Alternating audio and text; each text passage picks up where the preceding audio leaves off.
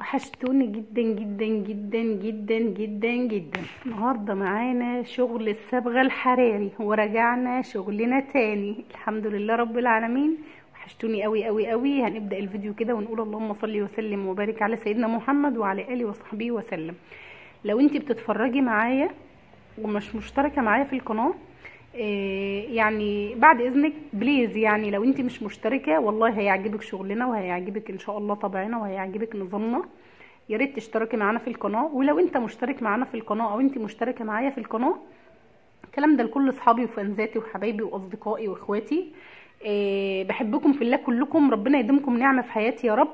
زي ما بدأنا مع بعض نكمل مع بعض مسيرة الحياة، لأن الحياة قدامنا لسه طويلة والحياة جميلة. ربنا يحل أيامنا كلنا جميعا احنا وانتوا يا رب، دايما دايما دايما ودايما من نجاح لنجاح. واللي ما حققش أمنيته السنة اللي فاتت يحققها السنة دي، ويجعلها سنة سعيدة علينا جميعا يا رب، مسلمين ومسيحيين. يا رب ما يجيب أي حاجة وحشة لأي حد، ويا رب ما تجعل للحزن مكان في قلوبنا ولا في بيوتنا أبدا.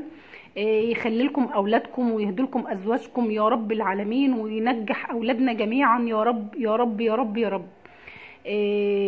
نصلي على الرسول عليه الصلاه والسلام. اللهم صل وسلم وبارك على سيدنا محمد وعلى اله وصحبه وسلم. يا ريت لو بتتفرجي عليا قولي لي انت متابعاني من اي بلد. يا ريت لو في حد عنده استفسار يكتبه لي في الكومنت. يا ريت لو في حد عنده تعليق برضو يكتبه لي في الكومنت. على فكره انا مش بزعل من اي تعليق، بل بالعكس. ويا ريت لو حضرتك اتفرجت على الفيديو يا ريت تدوس لايك. لو ما عجبكش الفيديو دوس لايك، يعني اعمل لي علامة اعجاب لو عجبك الفيديو، يا اما دوس لايك لو الفيديو مش عاجبك. انا مش هجبر حد ان يتفرج على الفيديوهات. طبعا الروتين بتاعي روتين كوافير للناس اللي بتتفرج عليا لاول مره. لو صدفك الفيديو بتاعي، الشعر اللي معايا ده اسود، هنحكي عنه بالظبط وهنشتغل، بس النتيجه بتاعته والله العظيم هيفوتكم كتير لو ما شفتوا النتيجه النهائيه. امانه بامانه ربنا بامانه ربنا. الفيديو اللي هيتفرج عليه هيستفاد كتير، هيتعلم ازاي يصبغ لنفسه، هيتعلم ازاي لو هو واقع في مشكله في الصبغه ازاي يحلها ان شاء الله باذن الله باذن الله باذن الله من غير مقاطعه. يعني هفاجئكم الفتره اللي جايه فيديوهاتنا كلها هتبقى لايف ان شاء الله باذن الله، لان ناوي اعمل حاجات جديده وحاجات كتيره. بس انا عندي شويه توضيبات كده في المكان. هعمل مكان مخصص للتصوير عشان يبقى جزء وجزء، بحيث ان انا افصل المكان عن بعضه، لان المكان عندي واسع. فان شاء الله باذن الله ادعوا لي التوفيق من عند ربنا وربنا يوفقني يا رب. انا بتمنى اعمل الكلام ده عشان انجز فيه قبل رمضان وقبل ضغط العيد وقبل دخول رمضان عليا. ان شاء الله باذن الله هيبقى التصوير بقى غير كده، وهجيب رينج لايت وهصور بقى ان شاء الله واغير التليفون. ربنا يجعلها سنه سعيده علينا جميعا يا رب. زي ما قلت في الاول، اللي ما حققش امنيته يا رب يا رب حقق امنياتنا جميعا يا رب. هنتكلم على الشعر بقى عشان ما تقولوش وده بتتكلم كتير. طبعا الشعر اللي معايا ده يعتبر اسود، بس طبعا هي بقى لها 6 سنين عمرها ما عملت صبغه. بتعمل مع نفسها يعني عمرها ما عملت في كوافير، يعني بالنسبه لها هي كده عمرها ما صبغت. بس هي بتجيب البلد اللي هي من الصيدليه وبتتعامل بيها، لان هي عندها كام شعره بيضه في الشعر من قدام كده. تمام. فطبعا هي الصبغه دي مع الشعر الابيض بتديني لون زي لون الحنه كده. الشعره البيضه لما بتتصبغ بصبغه بلد، احنا قلنا بلد دي يا جماعه شغل شعبي شويه، اللي بيجيبه بيبقى عايز ايه؟ يقضي الغرض كده وخلاص يعني.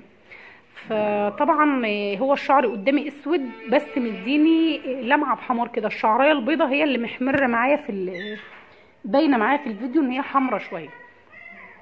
فطبعا الشعر هو تبين بطبيعته. انا صورته لكم من تحت من الاطراف ومن فوق ومن جوه ومن بره، كل الشعر قدامي اهو. هنبدا فيه خطوه خطوه مع بعض عشان داخل عيد كل سنه وكل طيبه. لو حضرتك بتتفرجي عليا وعايزه تصبغي لماما في البيت، هتصبغي لها في البيت بدون خوف بدون قلق بدون اي غلط، بس تتبع التعليمات خطوه خطوه. وانا اقول لكم انا بشتغل بايه عشان هتشوفوا نتيجه الشعر في النهايه طريه. اهم حاجه عندي ان الشعر في النهايه لو انا بشتغل صح النتيجه هتبقى معايا صح 100%. تمام. لازم اشتغل بتكنيك عالي جدا لازم الاكسجين بتاعي يبقى 30%. قلت قبل كده لازم البودره التفتيح بتاعتي لو الشعر اسود قوي زي اللي معايا ده، هو اسود بس انا منوره الفلاش يا جماعه، فالفلاش مديني لون كده زي البني، بس هو اسود يعني اللي هو الاسود الكاتم كمان. طبعا احنا الكلام خدنا شويه لان احنا كنا بنتكلم على مشاغل الحياه والفلوس والجمعيات والتزامات المدارس والحياه وكده، انا وهي يعني وبنحكي، فعشان كده طولت في التصوير شويه فسامحوني. اشتغلوا بودره تفتيح لو الشعر اسود كده. انا اشتغلت ده ببودره تفتيح اسمها بروسينيل الزرقاء، مش البيضه، في منها ازرق وفي منها ابيض. اشتغلوا بالزرقاء اللي انا قبل كده عملت لكم عليها ريفيو ونزلت فيديو وحكيت عنها.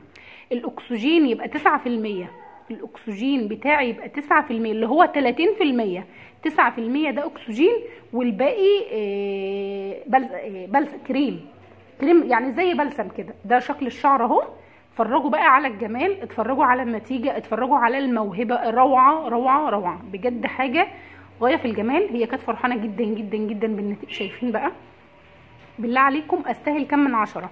اللي اتفرج على الفيديو ده للنهايه وسمع الجمله دي يا ريت يقول لي انا استحق كام من 10 او استاهل كام من 10. لدرجه ان البنت اللي واقفه ورا دي هتسقف لي، يعني بجد هي فرحانه قوي بشعرها. وده اللي يهمني، ان في الاخر انا ما ضرتش الزبون. الشعره طريه، الشعره فيها فوليوم، الشعره خفيفه، الشعره ناعمه، الشعره زي ما انتم شايفين كده انسيابيه جدا جدا جدا وفيها طراوه. وهو ده المطلوب، ان انا ما اصبغش عشان اوصل الدرجه اللي انا عايزاها او النتيجه اللي انا عايزاها، اكون هلكت الشعرايه. على فكره انا فتحت ببودره واكسجين، بتسقف لي، فتحت ببودره واكسجين. الله اكبر، الله اعظم، عزيزي يا رب. فتحت ببودره واكسجين تمام، بس انا فتحت ببودره واكسجين، اكسجين ضعيف جدا زي ما قلنا قبل كده 9%، النتيجه بتاعته 9%، وبيبقى عليه زي بلسم او كريم، يعني بيبقى مخفوق كده، نتيجته بتبقى خفيفه على الشعر وملمسه خفيف. طيب يا هدى انت فتحتي شعرها كان اسود، انا فتحت بنسبه 40%، ما صفرتش الشعرايه، يعني خدت كده يعني ايه، اديت للشعره صدمه كده زي ما بيقولوا خفيفه كده، بحيث ان انا ما اسيبش الشعرايه تصفر قوي مني. انا بس عايزه اسخنها كده بالاكسجين والبودره. طبعا الشعر معايا اسود ما ينفعوش الا لازم بودره. الصبغه 1000 مش هتفتح لي لون مع الشعر اللي زي كده. الصبغه ال1000 اللي هي بتفتح اصلا، اللي هي اقصى درجات الصبغه، استحاله كانت هتفتح لي حاجه في الشعر ده تمام. فعشان كده احنا قلنا احنا نعمله بودره واكسجين. سحبناه لمده 40%، سحبنا الاسود يعني لمده مثلا هو ما خدش معايا بتاع 7 دقايق، يعني 7 دقايق ل 10 دقايق، يعني نقول 10 دقايق تمام. وغسلناه، ده بالنسبه للتشقير، انا ماشيه معاكم خطوه خطوه. سحبناه ببودره اكسجين، فتحنا الاسود، بلاش سحبناه، فتحنا الاسود ببودره واكسجين. البودره بتاعتي اسمها بروسونال الزرقاء اللي هي بودره التفتيح، والاكسجين اللي انا شغاله بيه 30%. سحبنا اللون بنسبه 40% تمام. قمنا غسلنا الشعر، شطفناه كويس، نشفناه استشوار، رجعنا وزعنا عليه الصبغه تاني، الصبغه اللي انا اشتغلت بيها. عندك بقى بيس، عندك ايجو، عندك جيكي، عندك ماكسيم، عندك انواع كتيره جدا جدا جدا من الصبغات. الدرجه بقى اللي انت عايزاها بعد التفتيح تروحي حطاها كده، انت هتوصلي للدرجه بالظبط اللي العميله عايزاها او اللي الزبونه عايزاها بكل سلاسه. بس ما تفتحوش الشعر قوي، حتى لو الشعر اسود ما تفتحوش الشعر قوي. طبعا هي فرحانه جدا، انا ما قصيتش وما دهنتش وما عملتش اي حاجه، انا لسه هدهنه معاكم دلوقتي وانا شغاله. انا حبيت اصوره لكم على الطبيعه زي ما انتم شايفين كده. هي فرحانه بيه جدا جدا جدا، واللون حلو قوي قوي قوي. دارينا الابيض اللي كان معانا والتلطيش اللي كان في الشعر راح، اللون خد ميه واحده زي ما انتم شايفين كده، بقى شكله حلو جدا. ويكفيني ان الزبون او العميل طالع من عندي مرضي مسامح في القرش اللي دفعه، والحمد لله رب العالمين. يعني انا برضو راضيه على النتيجه اللي انا يعني وصلت لها. دي الصبغه اللي قلنا عليها حراري يا جماعه، لازم نسخنها بالبيبليس، لازم مكوى، لازم مكوى، لازم بعدها مكوى. انا وريتكم في الاول خالص في اول الفيديو الحته اللي انا عملتها في القصه لونها عمل ازاي، فرق عن الشعر من ورا. وقبل كده نزلت لكم كتير جدا جدا صبغه قبلها وبعدها، يعني قبلها كان اللون اسود ولما عملت مكوى اداني لون بني. ده شكل الشعر.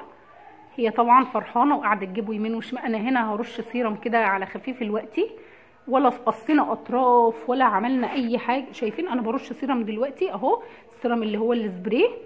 شايفين بيدي لمعه بس كده وطراوه. هي طبعا انا مش عايزه اتقل دهان عشان الشعر ايه ما تلبكش معايا وما تدينيش مثلا ايه تلزيقه كده. انا هحاول اكتم الصوت، سامحوني عذرا يعني. ده شكل الشعر حلو قوي قوي قوي قوي، وشكله جميل جدا وعجبها جدا، والشعر طريه زي ما قلنا. اكسجين لو الشعر اسود معايا اشتغل عليه بتفتيح 30%، اكسجين 30%، وما سيبوش يصفر مني قوي. انا ما سيبوش يفتح قوي. شايفين لما بقرب للشعر شكل الشعر عامل ازاي؟ انا منوره الفلاش عشان كمرت زباله عشان اللون يبان. شايفين انا عندي الاضاءه قويه برضو ما شاء الله، بس الاضاءه يعني في السقف عاليه، فالمفروض التصوير بموبايل يبقى قريب للشعر زي ما انتم شايفين كده. ودي كانت نهايه الفيديو. اللي اتفرج عليا لنهايه الفيديو يقول لي انا استاهل كام من 10. دي كانت النتيجه النهائيه. اشوفكم على خير يا رب. اكون ضيف خفيف عليكم ويكون شغل بيعجبكم، او المحتوى اللي انا بقدمه يكون كويس. شجعوني عشان انزل لكم كل جديد. دي كانت النهايه، واشوفكم على خير ان شاء الله.